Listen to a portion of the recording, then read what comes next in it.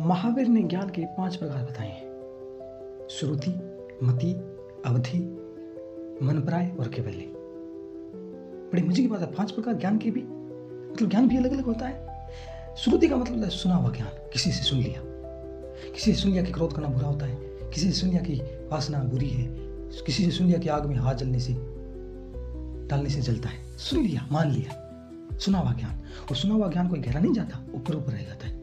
और हमारा सारा ज्ञान सुना हुआ ही है, ऊपर ऊपर सुन लेते हैं, हमारा कोई अनुभव नहीं होता उनमें। दूसरा है मति। मति यानी इंद्रियों का ज्ञान, इंद्रियों का अनुभव का ज्ञान। और इंद्रियां भी हमारी कहाँ शुद्ध है, ना तो हम भोजन में। और ये दूसरा ज्ञान तभी होगा जब इंद्रियां शुद्ध हो, प्रखर हो, नहीं तो नहीं हो सकता। लेकिन हमारी इंद्रियां जड़ हो गई है, हम स्वाद ना ले पाते हैं, ना तो आंखों से अच्छे से देख पाते हैं, ना तो कान से हम सुन पाते हैं, ना तो नाक से हम सुगंध ले पाते हैं। मतलब इंद्रियां संवेदनशीलता खो गई, और जितनी अशुद्ध इंद्रियां मति प्रगाढ़ हो गई। तीसरा ज्ञान है अवधि। अवधि यानी सूक्ष्म इंद्रियां, और भी गहरी। जब दूसरी सही होती है तो तीसरी अपने आप हो जाती है सूक्ष्म इंद्रियां। जैसे क्या? जैसे आपने महसूस किया होगा कि आप बैठे हैं कमरे में, आपको लगता है कोई मित्र आ रहा है और वो आ जाता है, आपको लगता है ये संयोग नहीं है। कभी कभी अति इंद्रियां होती है, आपको भी लगता है कि घर में कुछ अनहोनी होने वाले है। कभी कभी लगता है कि आपको थोड़ा बहुत अनुभव होता है, कभी कभी कोई बेचैनी सी होने लगती है, तो वो क्या है? वो आपकी सूक्ष्म इंद्रिय है, संवेदनशीलता।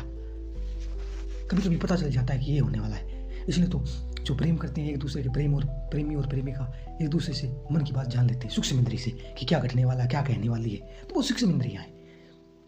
चौथा ज्ञान होता है मनप्राय।